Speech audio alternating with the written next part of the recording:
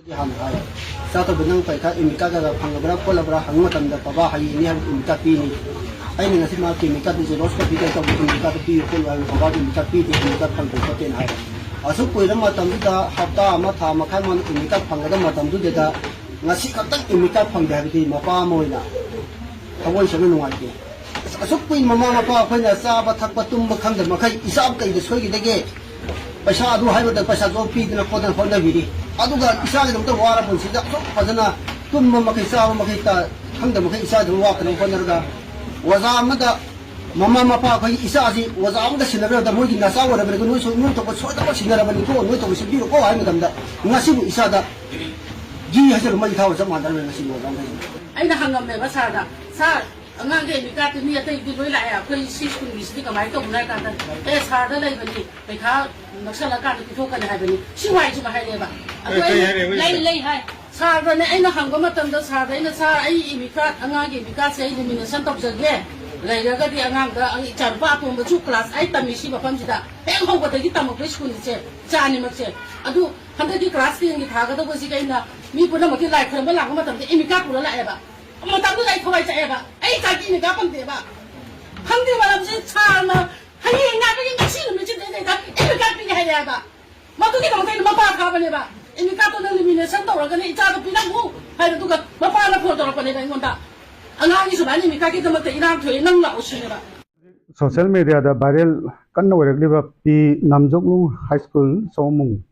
high school असगी 31 students form fill up नंगौदे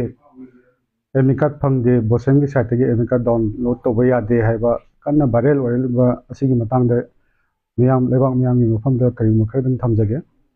अखोगी boson की SSLC exam थाबा हाइबसी 2 years की लॉन्ग प्रोसेस नि मागे एकेडमिक कैरियर दा क्लास 9 तम मतमदा अहम क्लास 9 काबा क्लास 8 पास हो मतुंगा क्लास 9 काबा कोई रजिस्ट्रेशन हाइबा प्रोसेस में लई रजिस्ट्रेशन के 2025 की परीक्षा थागे हाइतादी 2023 दा रजिस्ट्रेशन नंबर अमा बोर्ड रजिस्टर तौगदबनी हाइरिबे स्कूल असगी रजिस्ट्रेशन नंबर अमता बोर्ड रजिदे 23 दा क्लास 9 माजे प्रमोशन एग्जाम प्रमोट तौरे क्लास 10 दा देन 2024 दा enrollment number हाइबा लई क्लास 10 की अदु जो उमता लैते 9 रजिस्ट्रेशन तौदरमिना 24 रजिस्ट्रेशन enrollment तौरब मतुंगदा 1 year सही तमम मतुंगदा फाइनल मोइगे स्कूल के एनुअल एग्जाम तौर मतुंगदा मोइगे इंटरनल असेसमेंट मार्क 20 हाइबम लई स्कूल न थागलकदबा अदु जो अखोइदा रिकॉर्ड लैबा नति अमता अदुबु हयेंग खतने अखोइना होजिक परीक्षा हौनबा कोइ कन्ना अहिंग तुमदगी बोर्ड के स्टाफ मैम अमा होजिक पौबा हंद्री तेंबो वक्त अखोइ सुजरिबजे छात्र मैम जी कदाइदा सोइगदगे खोटकदगे अखोइ कन्न होना जरिबने अदो ngarang katang application laga 31 students थाबा याहनबियो ना ngarang application पुरो लाई आई सामंग थेना जै स्कूल अथॉरिटी गा जो अथॉरिटी दा सब साबा रीजन आई पिजग्रामनी मोगे स्कूल अथॉरिटी दा 2 years की प्रोसेस तो नो मोदा कमाई लोसन दोनो अखोदि ऑलरेडी प्रिपेयर तोरगा डिस्ट्रिक्ट खुदिमक तो लोइनम कॉन्फिडेंशियल मागी संगदबो bar code everything exam material कोई पुलिस स्टेशन दा सिक्योरिटी याव याव ना कोई डिपॉजिट लोइ तोर थमग्रे मधु करमाइना कोई नमु मैनेज तौदोना 2 years की डाटा मैम दो 1 year द लोसन बजा कोई की खुदोंग चादब मैम अमा लई अदुगा तौबजु यादब पोट अमनि प्रोसेस अमनि अदुना बोसन की साइट की असोब करेंट लेजदे स्कूल अथॉरिटी ना मतम चाना तबक लोखत पिदबदगी छात्र जिंगी कैरियर मांगमनि छात्र जिंगी कैरियर मांगबगी दमतदि अखोय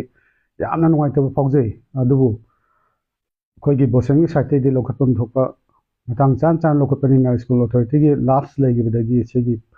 सोशल मीडिया द वायरल ओरपनि हाबसी आई मिया मांगदा सेंदोक्सरि